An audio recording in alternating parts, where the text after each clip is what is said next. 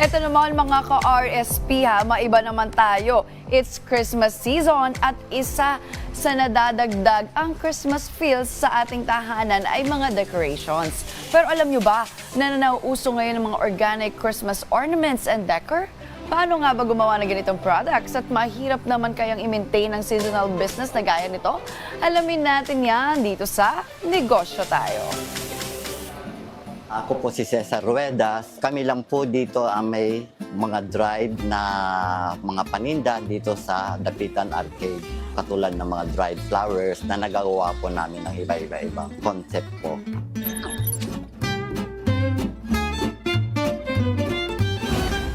Nagsimula to, ano na kami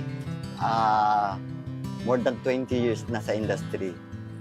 Nagsimula lang kami sa mga maliliit na bagay na mga dried, hanggang sa napalago namin ang ang mga product namin.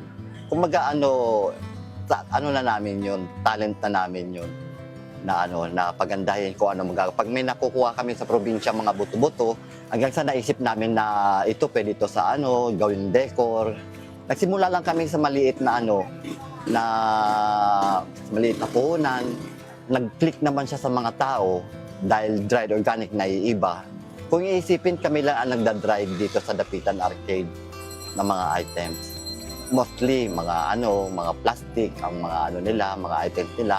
Kaya ang mga customer na amaze sila dahil may nakikita silang na ito pala pwede palang pakinabangan itong mga buto-butong ito, pwede palang gawin sa decor.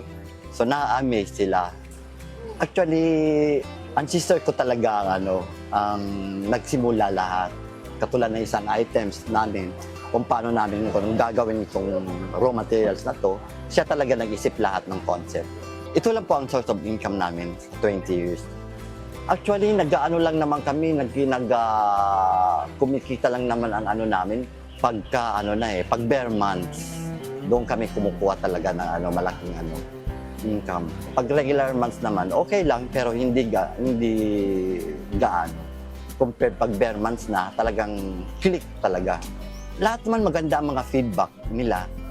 Natutuwa naman sila, kaya taon-taon bumabalik sila, tinitingnan nila kung anong bagong items, kung anong mga pasabog every year. Marami naman kaming natutulungan, katulad ng mga workers namin, natutulungan namin sila. Tapos yung mga workers, natutulungan din nila yung mga sarili nilang pamilya. Katulad ko, OFW ako dati. Tapos nung nag-retire ako, nag-join na ako sa kapatid ko. Nag-start na rin akong tumulong.